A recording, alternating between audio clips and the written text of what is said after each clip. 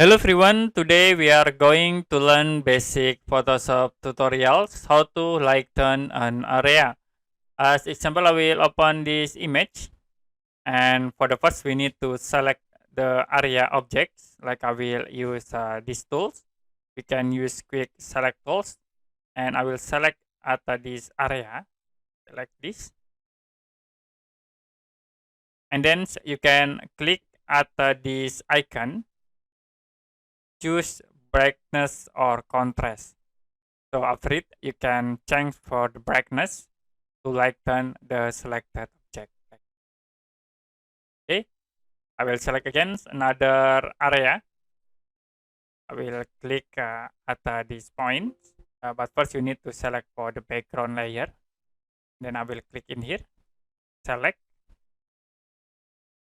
this for the example selected. And then you can click again at these options. We can choose brightness or contrast, and you can increase the brightness too. So it will be automatically lighten an area. Okay, that's it for basic Photoshop tutorials, how to lighten an area. And if you have any question about this tutorial, you can comment below this video.